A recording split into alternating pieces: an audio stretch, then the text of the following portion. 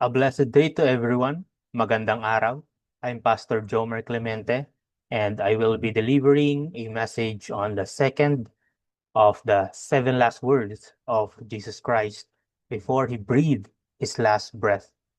In Luke 23:43, Jesus said, "Truly I say to you, today you will be with me in paradise." Sa Tagalog, sinasabi ko sa iyo, kasama kita ngayon sa paraiso. Golgotha, where Jesus was crucified along with two other individuals, was not a quiet sanctuary. It was a Roman billboard. Ito ay hindi isang mapayapang burol but a cruel place kung saan ibinabalandra ng Imperyong Romano ang kanilang otoridad at kapangyarihan sa madla. How? By showing to the public what happens to those who would go against them. Sa sinaunang Roma, this practice is called status degradation.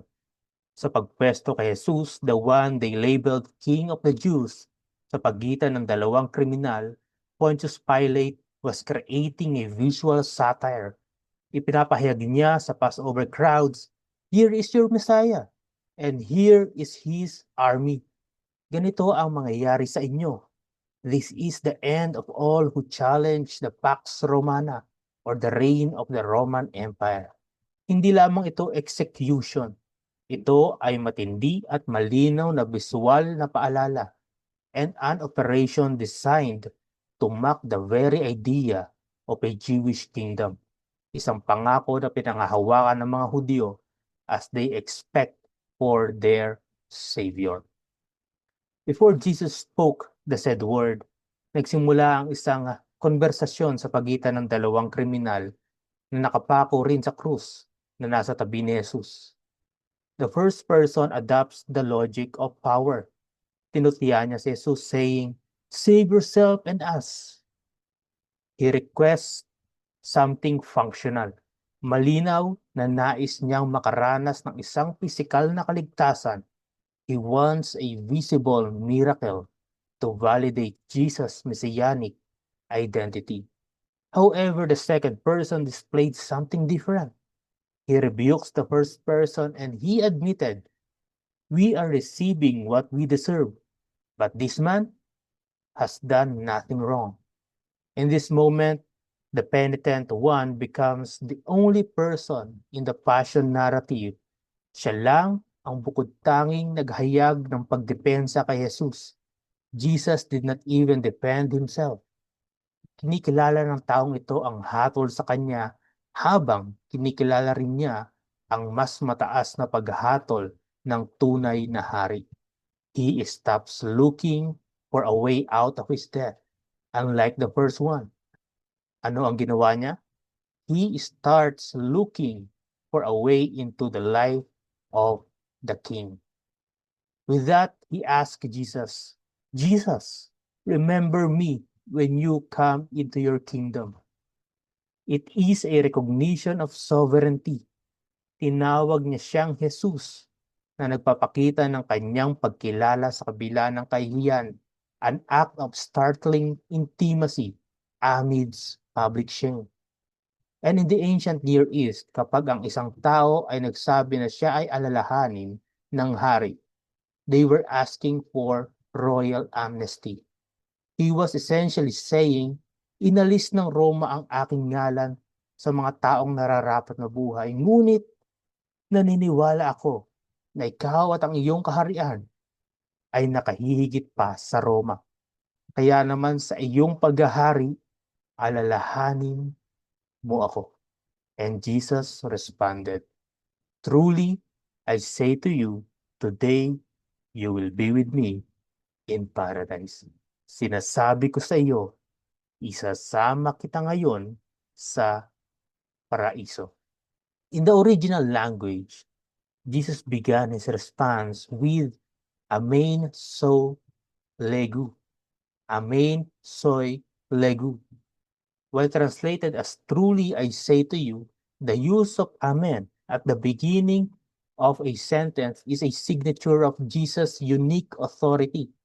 Madalas nating marinig ang amen to confirm or confess belief in a prayer. at the end, sa dulo. Pero dito, ginamit ito ni Jesus sa simula para bigyang tibay ang kanyang mga sasabihin. It's like, ang mga sasabihin ko sa iyo ay pawang katotohanan lamang. Truly, I say to you. With this, Jesus speaks as the Supreme Court overriding the sentence of the Roman Empire from an earthly Roman decree. He changed it into a divine decree. Ito ang totoong hatol sa iyo ng totoong hari. And what is that? Today, you will be with me. Ang pangako ito ay tumutukoy sa when and with whom. Today, this signifies that the Messianic age has arrived now. Salvation is not a distant someday. It is today. Ito ay kasalukuyang realidad sa mga taong magsisisi at sasampalataya kay Kristo. This is the reconciliation. You will be with me. It implies a shared journey. Ang pangakong ito ay hindi lang pagbabago ng lokasyon, kundi pagbabago ng katayuan.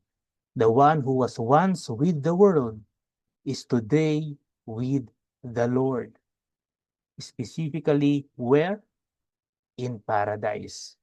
Jesus uses the word paradisos, a Persian loanword for a walled royal garden.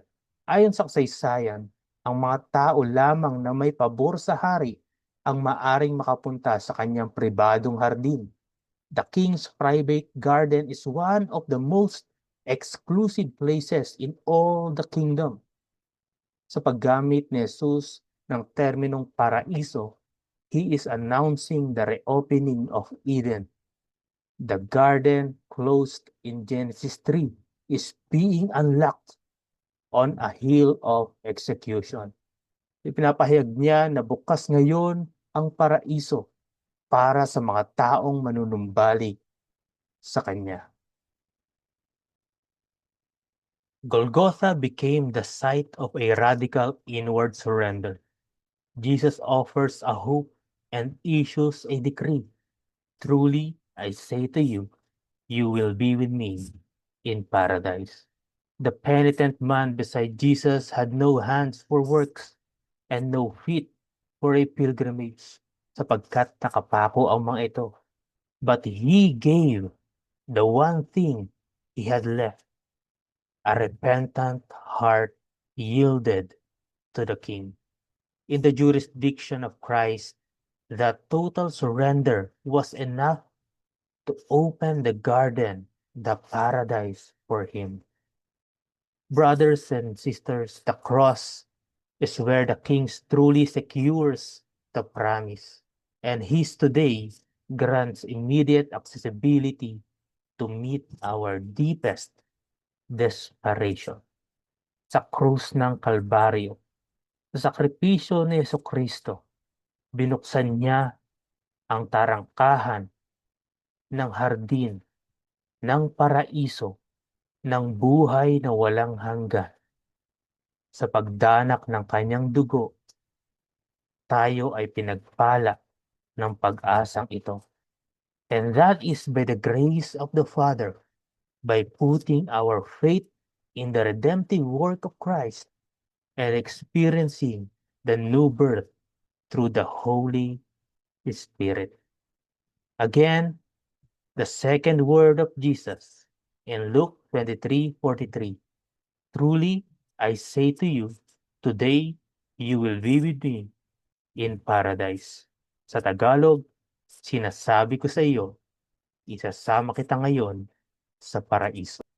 Maraming salamat at pagpalain tayo ng ating Panginoong Diyos.